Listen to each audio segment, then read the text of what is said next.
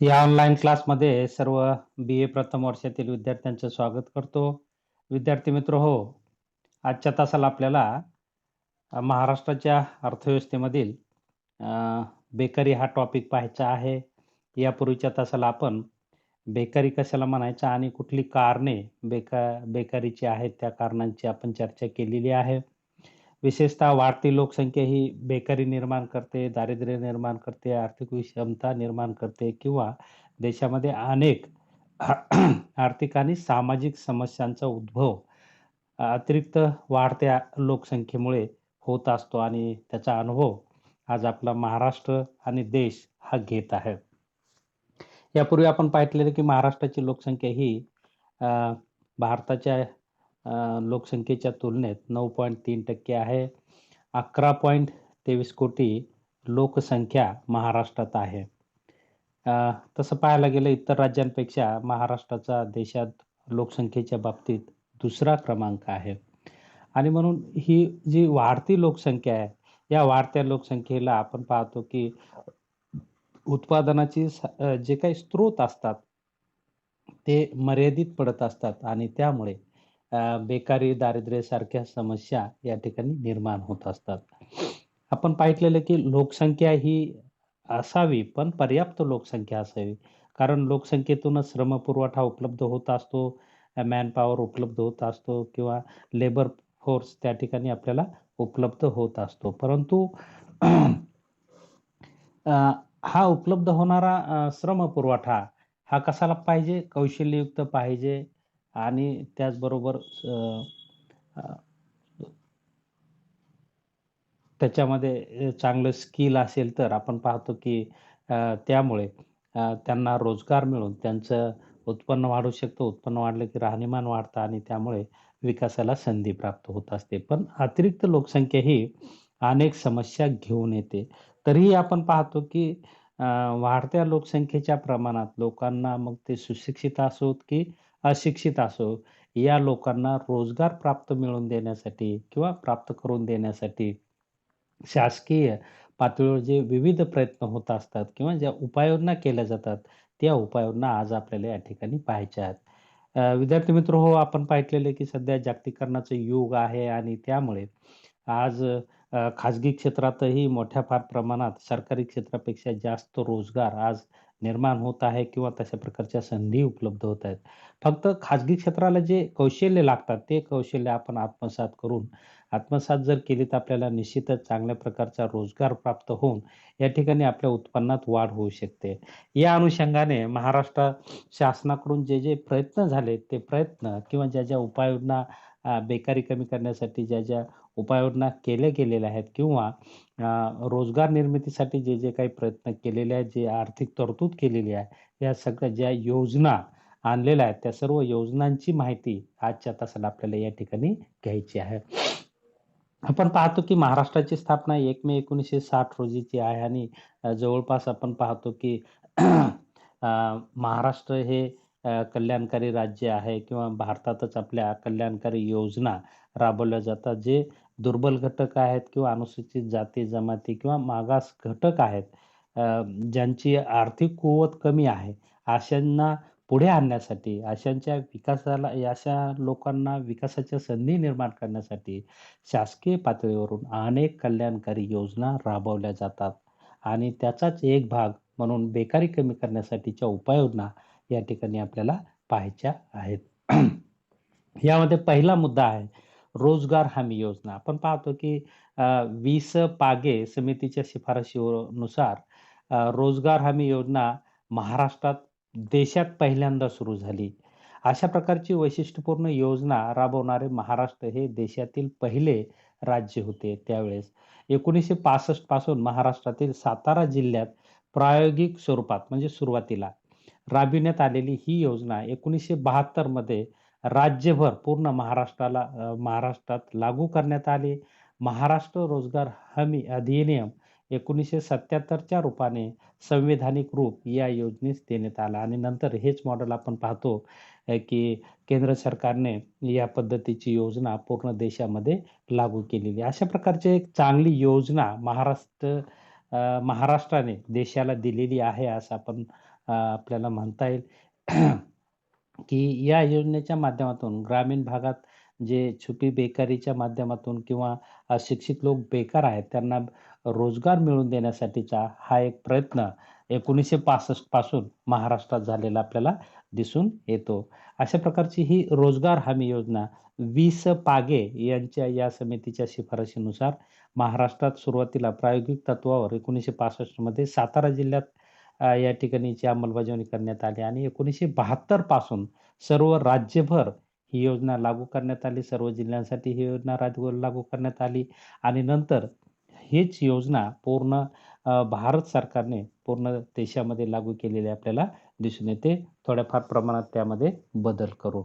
अशा प्रकारची ही एक नाविन्यपूर्ण योजना असलेली आपल्याला दिसून येते, की ज्याची उद्दिष्टे याप्रमाणे आहेत.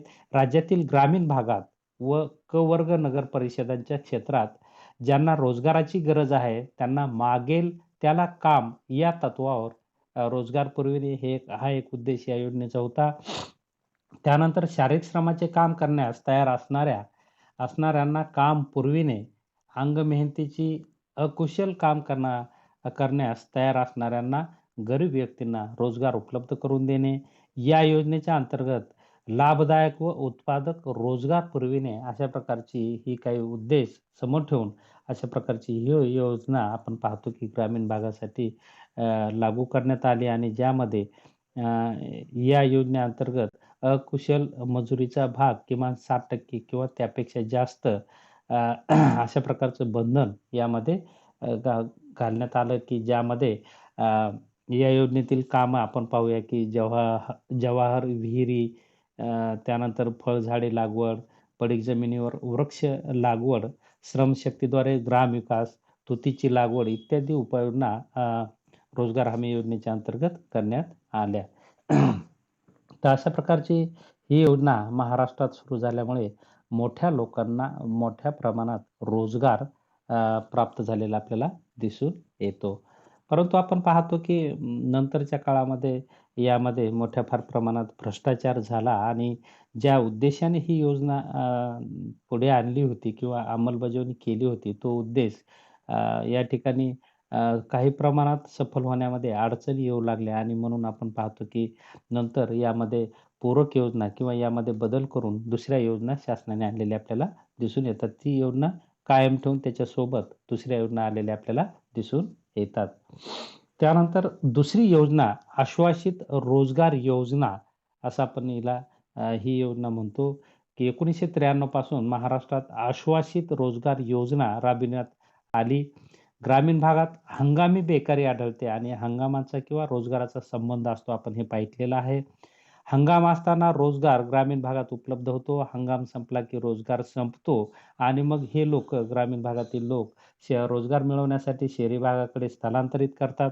अशा प्रकारचं स्थलांतरण होऊ नये, त्यांना ग्रामीण भागातच कायमस्वरूपी वर्षभर रोजगार प्राप्त व्हावा, यासाठी हंगाम संपल्यानंतरच्या काळात जास्तीत जास्त 100 दिवसाच्या मेहनतीचे काम असलेला वेतनी रोजगार ग्रामीण भागात उपलब्ध करून देण्याच्या दृष्टीनेच आश्वासित रोजगार हमी योजना महाराष्ट्रात सुरू करण्यात आली. ही योजना अवर्षण प्रवण क्षेत्र, आदिवासी व डोंगराळ भागात राबविण्यात येत आहे किंवा येते. राज्यातील 25 जिल्ह्यातून 218 गटांची निवड या योजनेअंतर्गत करण्यात आली आहे. ही योजना राबविण्यासाठी केंद्र सरकारला 80% आणि राज्य सरकार 20% अशा प्रकारची आर्थिक तरतूद करते. रोजगार हमी योजनेच्या धर्तीवर ही योजना महाराष्ट्रात राबविण्यात येते. जानेवारी 2000 ते 2001 या वर्षामध्ये आश्वासित रोजगार योजनेवर 136.72 कोटी रुपये खर्च करण्यात आले.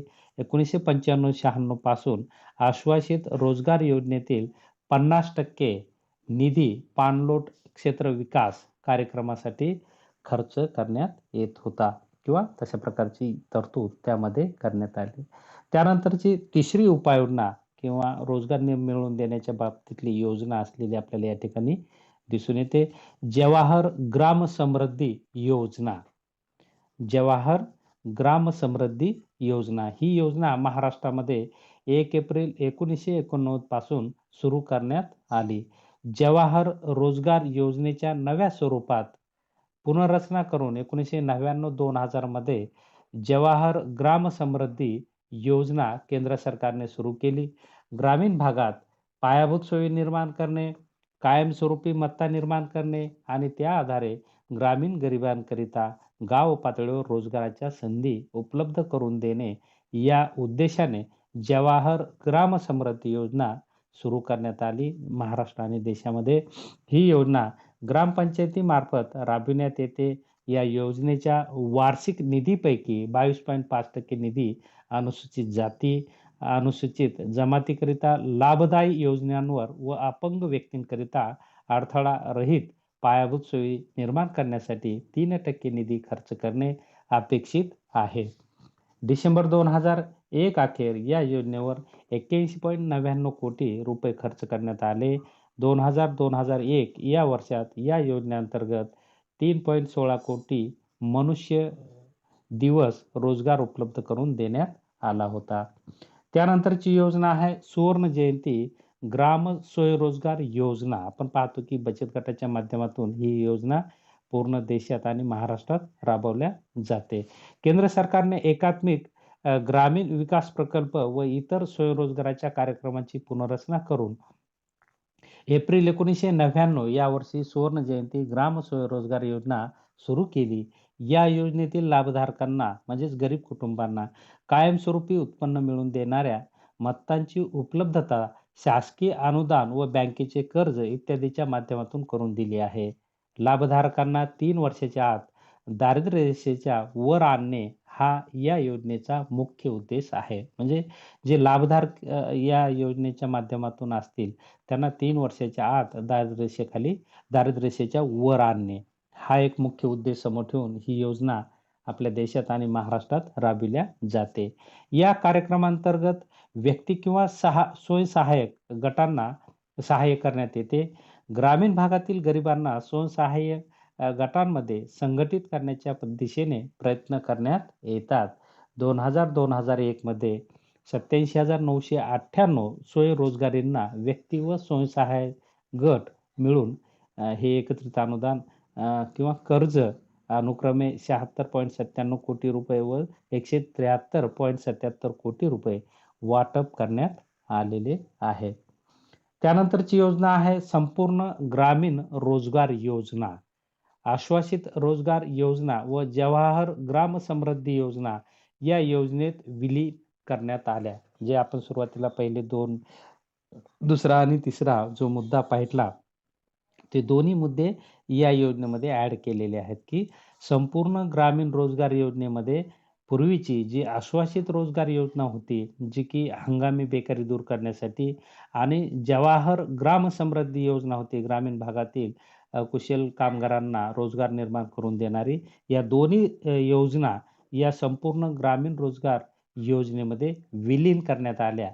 म्हणजे त्याच्यात समाविष्ट करण्यात आल्या आणि अशा प्रकारची एक नवीन योजना संपूर्ण ग्रामीण भागासाठी ही योजना शासनाने आणलेली आपल्याला दिसून येते. संपूर्ण ग्रामीण रोजगार योजना 15 ऑगस्ट 2001 या दिवशी देश पातळीवर राबविण्यात आली. राबविण्याचा केंद्र सरकारने निर्णय घेतला. ग्रामीण भागात अतिरिक्त रोजगार निर्माण करण्यासाठी ही योजना राबविण्यात आली.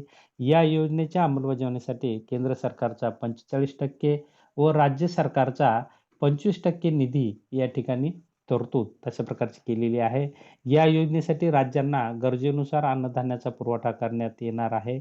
या योजनेअंतर्गत श्रमिकांना प्रति दिवस 5 किलोग्रॅम अन्नधान्य, गहू किंवा तांदूळ श्रमाच्या मोबदल्यात देण्यात येणार आहेत.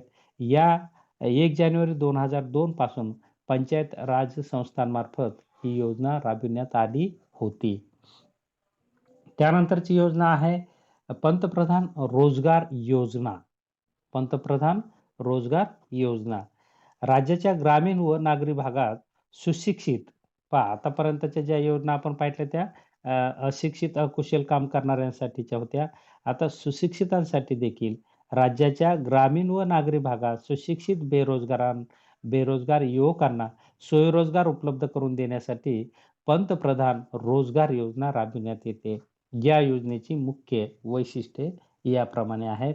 यामध्ये पहिलं वैशिष्ट्य, की या योजनेअंतर्गत वय वर्ष 18 ते 35 वर्ष वयोगटातील व्यक्तींना, अनुसूचित जाती, अनुसूचित जमाती, माजी सैनिक, स्त्रिया, शारीरिकदृष्ट्या अपंग या व्यक्तींना सहाय्य दिले जाते.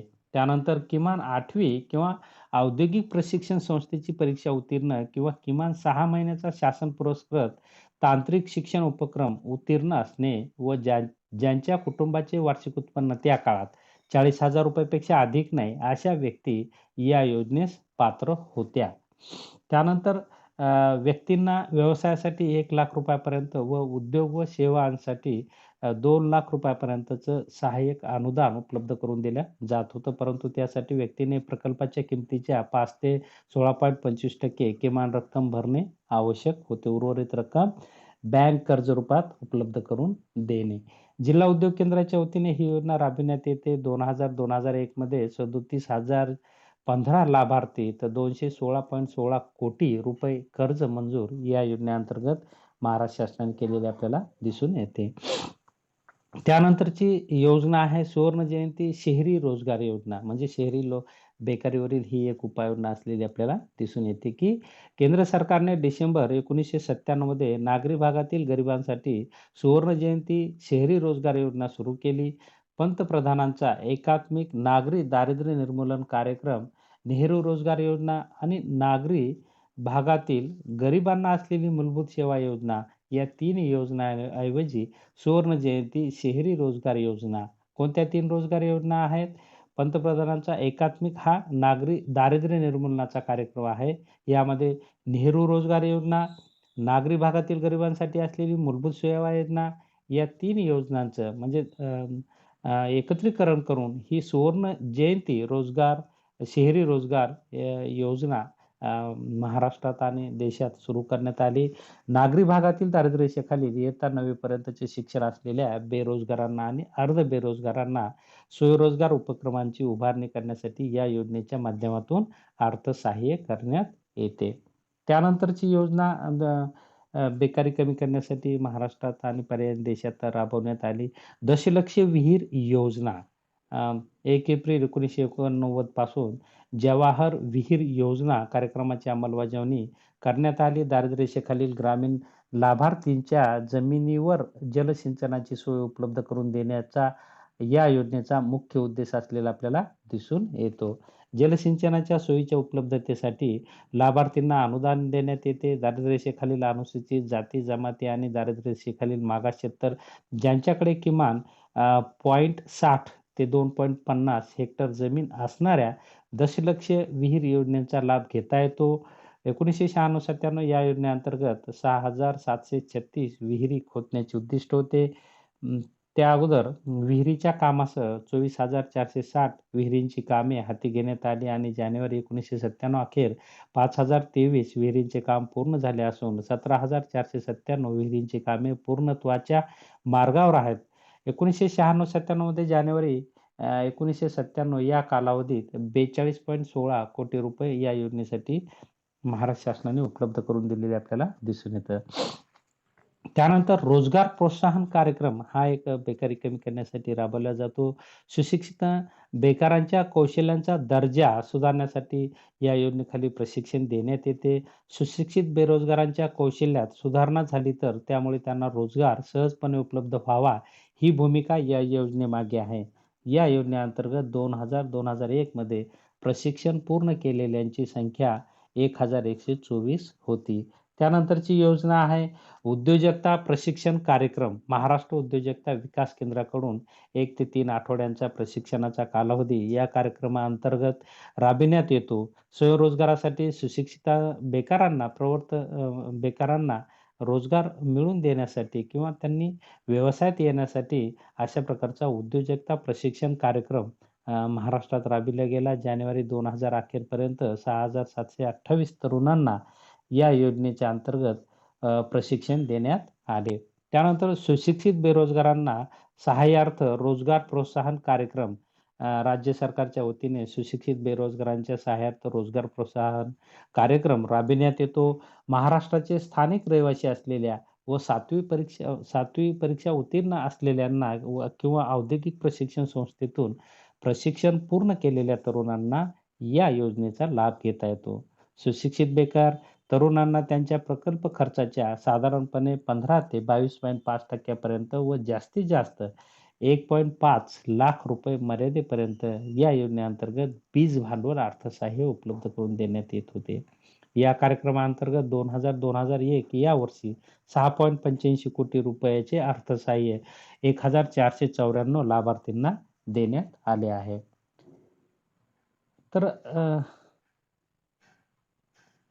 तर या प्रकारच्या काही यामध्ये योजना असलेल्या आपल्याला दिसून येतात. ह्या आणखी ज्या रिसेंट ज्याला नवीन योजना आहेत, त्या योजना आपल्याला महाराष्ट्राच्या आर्थिक पाहणी अहवालामध्येही पाहायला मिळतात. त्या पाहूया, की जसं की आपण पाहतो की महाराष्ट्रामध्ये महात्मा गांधी रोजगार हमी योजना शासन राबवतं आणि ही जवळपास आपण पाहतो की आशिया खंडातील सर्वात मोठी रोजगार हमी योजना असलेली आपल्याला दिसून येते, की अशा प्रकारे महाराष्ट्र शासन असो की आपलं केंद्र सरकार असो की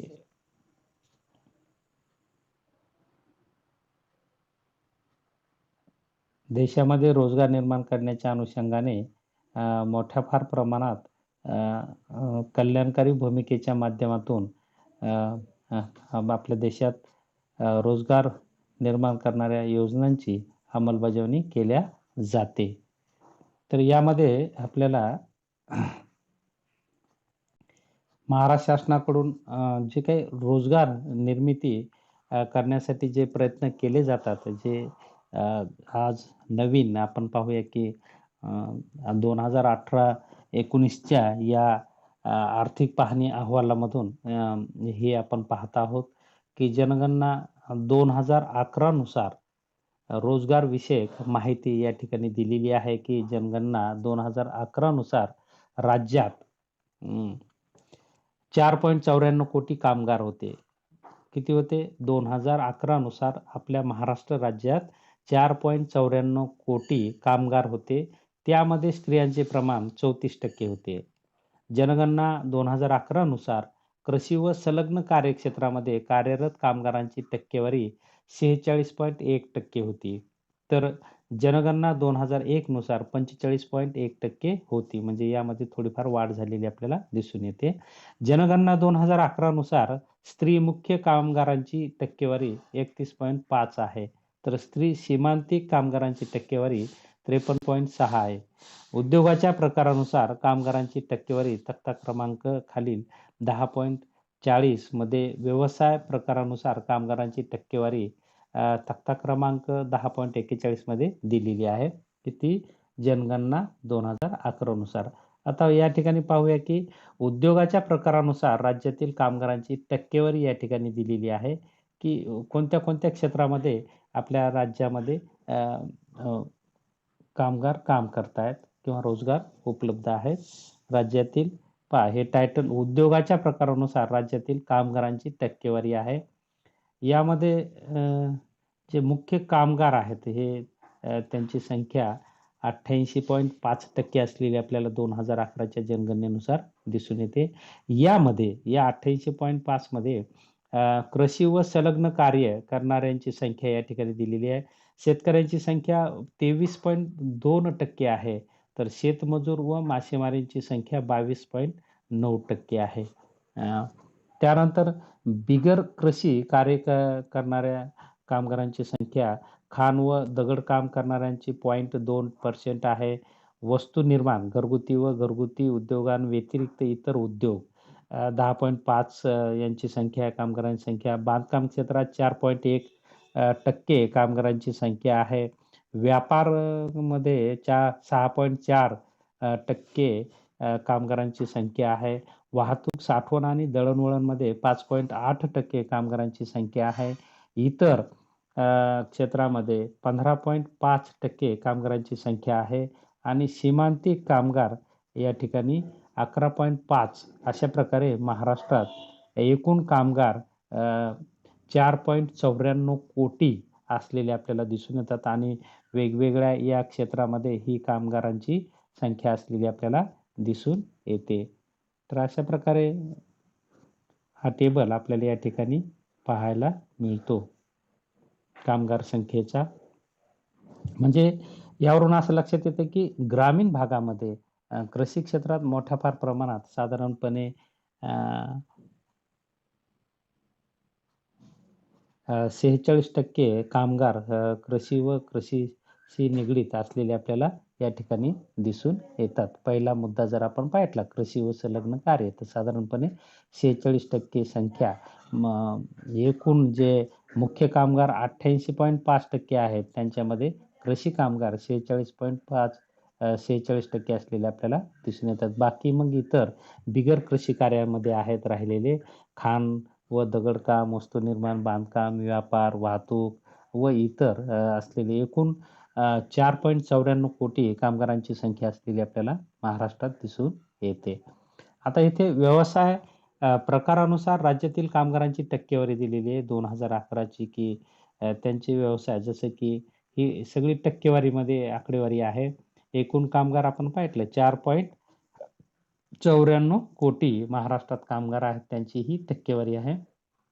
व्यवसायाच्या प्रकारानुसार लोकप्रतिनिधी, वरिष्ठ अधिकारी आणि व्यवस्थापक यांची संख्या 8% आहे. व्यावसायिकांची संख्या 6.3% आहे. त्यानंतर तंत्रज्ञ आणि सहयोगी व्यावसायिकांची संख्या 8.1% आहे. लिपिक 6.5% आहे.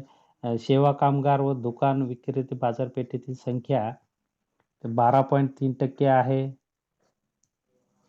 त्यानंतर कुशल शेतकरी व मत्स्य कामगारांची संख्या 1.5 आहे. त्यानंतर कला क्षेत्र आणि संबंधित व्यवसायातील कामगारांची संख्या 16% आहे. कारखाने, यंत्रचालक आणि यंत्राची जुळवणी करणारे 10% आहेत. प्राथमिक व्यवसाय करणारे 18.1 आहेत. तर व्यावसायिक प्रकारानुसार वर्गीकृत नसलेले कामगार 13.2% आहे. अशा प्रकारचं क्लासिफिकेशन कामगारांच्या व्यवसायानुसार करण्यात आलेलं आपल्याला या ठिकाणी दिसून येतं. 6व्या आर्थिक गणनेनुसार रोजगारविषयक माहिती या ठिकाणी दिलेली आहे, की 6वी आर्थिक गणना 2013-14 मध्ये घेण्यात आली आणि सदर गणनेत पीक उत्पादन व लागवड, लोकप्रशासन, संरक्षण, अनिवार्य सामाजिक सुरक्षा सेवा, घरगुती कामगारांचे मालक म्हणून कुटुंबाचे कार्य व विदेशी संघटना व संस्थांचे कार्य तसेच अनधिकृत कार्य वगळता सर्व आस्थापनांचा समावेश यामध्ये करण्यात आलेला आहे. राज्यातील कृषी आस्थापनांची एकूण संख्या 5व्या आर्थिक गणनेनुसार 2005 मध्ये 6.04 लाख होती. त्यामध्ये वाढवून 6व्या आर्थिक गणनेत 15.92 लाख झालेली आपल्याला दिसून येते. म्हणजे कृषी क्षेत्रात जवळपास ही कृषी आस्थापनेमध्ये ही काम करणाऱ्यांची संख्या असलेली आपल्याला दिसून येते, की जी की 15.92 लाख आहे. राज्यातील 5व्या आणि 6व्या आर्थिक गणनेनुसार आस्थापनांची संख्या व त्यामधील रोजगारीचा तक्ता या ठिकाणी दिलेला आहे, की आपण पाहतो की दर पंचवार्षिक योजनेमध्ये अशा प्रकारचे रोजगाराचं या ठिकाणी गणना होत असते आणि त्याची या ठिकाणी दिलेली आहे, की ही 6वी योजना आहे. 6वी आर्थिक गणना आहे. त्यामध्ये एकूण आस्थापना 61.67 ही संख्या सगळी लाखात आहे. त्यानंतर वेतनी कामगार नसलेले 44.14 आहेत. किमान एक वेतनी कामगार असलेल्यांची संख्या 17.24 आहे. शेतकरी आस्थापनामध्ये 15.92 लाख लोक आहेत. तर त्यांचे वेतनी कामगार नसलेले 15.14, तर वेतनी असलेले एक वेतनी असलेले 0.78 लाख आहेत. त्यानंतर बिगर शेतकरी आस्थापनेमध्ये 45.46 असलेले आपल्याला दिसून येतात, की अशा प्रकारे ही आस्थापनेतील संख्या आहे, की राष्ट्रीय नमुना पाहणीनुसार रोजगारविषयक माहिती या ठिकाणी आपणाला दिलेली आहे, की राज्यनिहाय या ठिकाणी तुलना केलेली आहे, की विविध राज्यातील उद्योग व कामगारांचे देशातील उद्योग व कामगारांचे प्रमाण या ठिकाणी दिलेले आहे, की आंध्र प्रदेशामध्ये 5.1, तामिळनाडूमध्ये 8.7, कर्नाटकमध्ये 6.4, मध्य प्रदेशमध्ये 4.4 आणि महाराष्ट्रात 8.2. निवडक राज्यातील उद्योग व कामगारांचे देशातील उद्योग व कामगारांशी प्रमाण आहे. 73वी ही मोजमापनाची फेरी आहे. 2015-16ची ही आकडेवारी आहे, की अशा प्रकारे 8.2% देशाच्या तुलनेत महाराष्ट्रात ही उद्योग व कामगारातील संख्या आहे.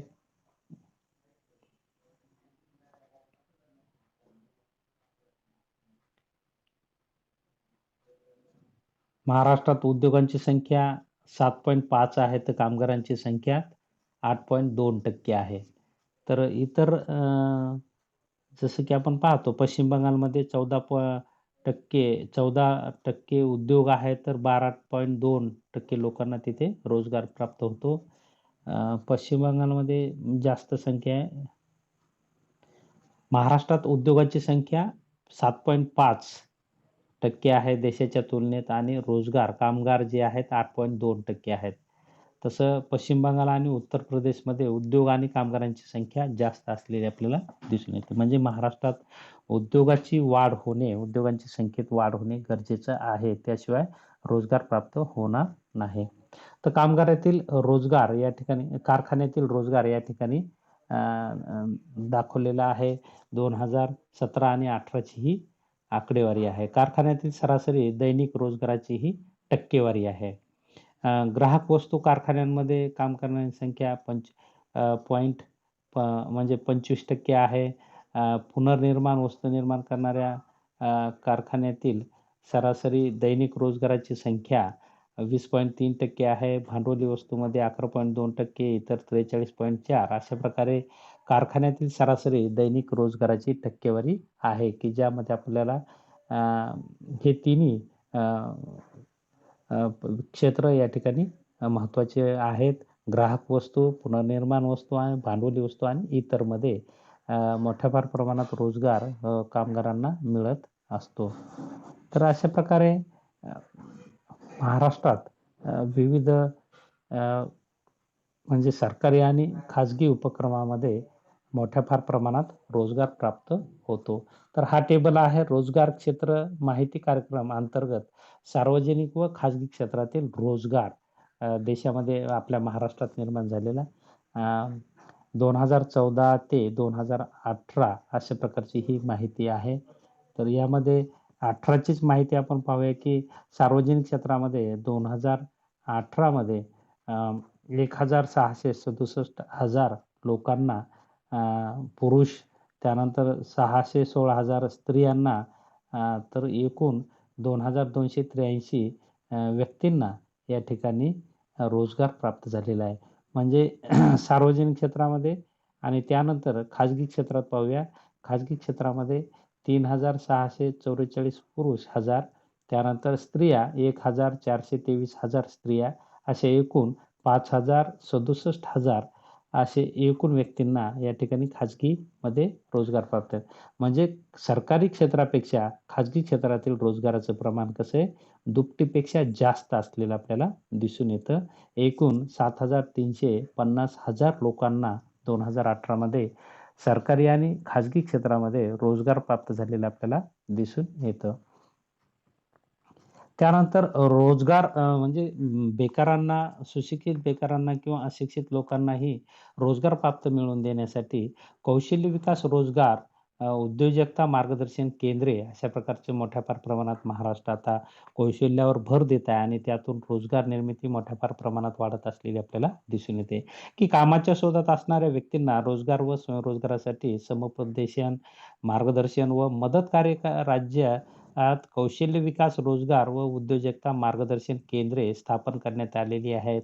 अशी एकूण राज्यात 50 केंद्रे कार्यरत असून त्यापैकी 35 जिल्हा स्तरावर, 6 विद्यापीठात, 8 आदिवासींकरिता, तर 1 विशेष केंद्र दिव्यांग व्यक्तीसाठी कार्यरत आहे. तर अशा प्रकारे आपण पाहतो, की मोठ्या प्रमाणात कौशल्य विकास आणि रोजगार निर्मिती कार्यक्रमावर महाराष्ट्र शासन भर देत आहे.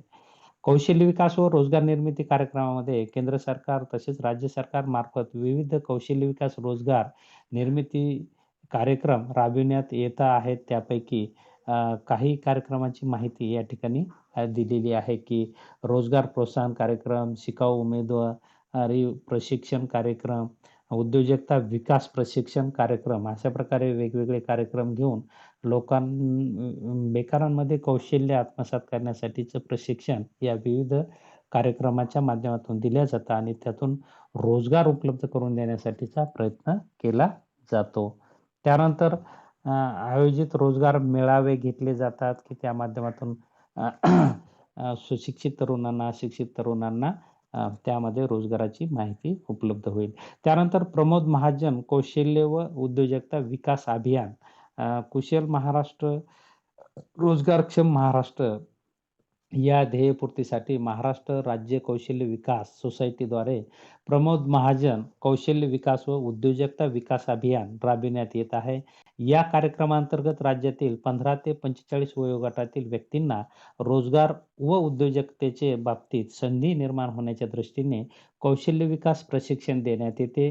प्रमोद महाजन कौशल्य व उद्योजकता विकास अभियानाची प्रगती खालील तक्ता क्रमांक 10.49 मध्ये दिलेली आहे. तर अशा प्रकारे मोठ्या प्रमाणात प्रशिक्षण घेऊन त्यांना रोजगार उपलब्ध करून देण्याचं कार्य या योजनेच्या माध्यमातून केलं जातं आणि त्यासाठी मोठ्या प्रमाणात तरतूद महाराष्ट्र शासन करतं. म्हणजे उद्योगांना लागणाऱ्या गरजेनुसार श्रमपुरवठा करण्यासाठी युवकांना अद्ययावत कौशल्य विषयक प्रशिक्षण देण्यासाठी या योजनेच्या माध्यमातून महाराष्ट्रात प्रयत्न केला जातो आणि त्यामुळे मोठ्या प्रमाणात युवकांना या योजने माध्यमातून प्रशिक्षण घेऊन मोठ्या प्रमाणात रोजगार प्राप्त झालेला आपल्याला दिसून येतो.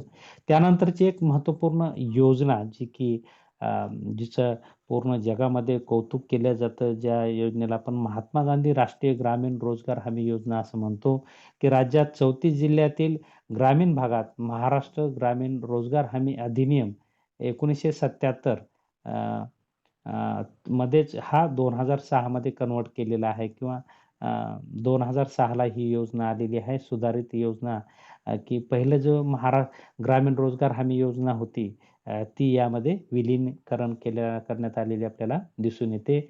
या योजनेमध्ये पहा, की महात्मा गांधी राष्ट्रीय ग्रामीण रोजगार हमी योजना महाराष्ट्र या योजनेअंतर्गत ज्या कुटुंबातील प्रौढ व्यक्तींना अकुशल काम करण्यास इच्छुक आहेत, अशा कुटुंबास केंद्र शासनामार्फत एका वर्षात 100 दिवसाच्या रोजगाराची हमी देण्यात येते. प्रति कुटुंब 100 दिवस रोजगारावरील खर्चाकरिता केंद्र शासनामार्फत निधी पुरवण्यात येतो आणि प्रति कुटुंब 100 दिवसापेक्षा जास्त रोजगारावरील खर्च राज्य शासन, असा म्हणजे 200-250 दिवस रोजगाराचा कार्यक्रम या योजनेच्या माध्यमातून राबवला. म्हणजे केंद्र सरकार काय आणि राज्य सरकार काय.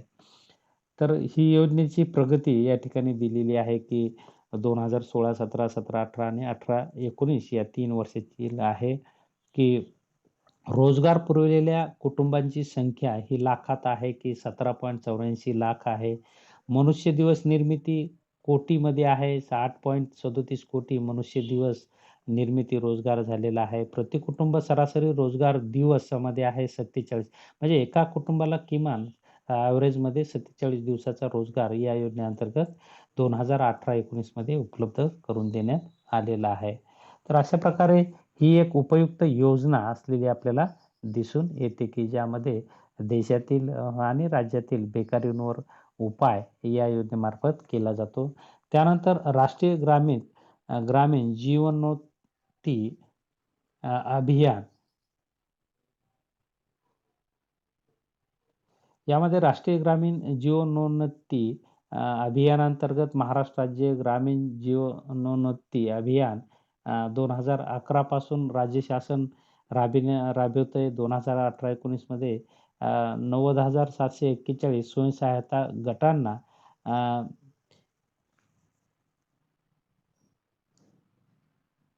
1 लाख म्हणजे 1,373.27 कोटीचा पतपुरवठा यामध्ये केलेला आहे. तर बचत गटांसाठी ही योजना असलेली आपल्याला दिसून येते. त्यानंतर आणखी एक योजना महाराष्ट्रात राबवल्या जाते. दीनदयाळ अंत्योदय योजना, राष्ट्रीय नागरी उपजीविका अभियान या अंतर्गत ही योजना असलेली आपल्याला दिसून येते. राज्यात दीनदयाळ अंत्योदय योजना, राष्ट्रीय नागरी उपजीविका अभियानाची अंमलबजावणी ऑगस्ट 14 पासून राज्यातील 53 नागरी स्थानिक स्वराज्य संस्थात होत आहे. सदर अभियान मे 2017 पासून राज्यातील 259 नागरी स्थानिक संस्था यामध्ये राबविण्यात येत आहे. या अभियानामध्ये कौशल्य प्रशिक्षणाद्वारे रोजगाराची उपलब्धता या घटकाची अंमलबजावणी महाराष्ट्र राज्य कौशल्य विकास सोसायटीद्वारे करण्यात येते. दीनदयाळ अंत्योदय योजना राष्ट्रीय नागरी उपजीविका अभियानाची प्रगती खालील तक्त्यात दिलेली आहे, की या पद्धतीने हे अभियान राबविण्यात येते आणि त्या माध्यमातून मोठ्या फार प्रमाणात लोकांमध्ये कौशल्य निर्माण करून त्यांना रोजगाराच्या संधी उपलब्ध करून देते. त्यानंतर पंतप्रधान रोजगार निर्मिती कार्यक्रम ही एक राबवल्या जाते. त्यासाठी वीज भांडवल शासन उपलब्ध करून देतं. तर अशा प्रकारे विविध योजना महाराष्ट्र राज्यामध्ये कल्याणकारी भूमिकेतून महाराष्ट्र शासन राबवते, की ज्याचा मुख्य हेतू म्हणजे लोकांमध्ये कौशल्य निर्माण करून किंवा सुशिक्षित, अशिक्षित असतील किंवा शहरी असतील किंवा ग्रामीण भागातील जे युवक बेकार आहेत, त्यांच्या हाताला काम देण्यासाठी राज्य सरकार कटिबद्ध असल्याची भूमिका घेऊन या ठिकाणी अशा प्रकारचे प्रयत्न करतं आणि या प्रयत्नांना जेवढा प्रतिसाद युवक देतील, तेवढं आपण पाहूया की त्यांना त्याचा लाभ होईल आणि लाभ झाल्यामुळे देशातील बेकारी कमी करण्यासाठी निश्चितच प्रयत्न होतील आणि त्या अनुषंगाने लोकांना रोजगार मिळेल आणि लोकांचा रोजगार हा उत्पन्न वाढवतो. उत्पन्न वाढल्यामुळे मागणी वाढते आणि मागणी वाढल्यामुळे आपण पाहतो की पुन्हा गुंतवणूक होते आणि गुंतवणुकीतून पुन्हा रोजगार प्राप्ती होते. अशा प्रकारची एक साखळी अर्थव्यवस्थेमध्ये निर्माण होते आणि अर्थव्यवस्था विकासाकडे झेप घेते असं आपल्याला म्हणता येईल. तर या ठिकाणी आपण शांतपणे ऐकून घेतलात, तासाला उपलब्ध झालात त्याबद्दल आपले आभार व्यक्त करतो आणि या ठिकाणी थांबतो. धन्यवाद.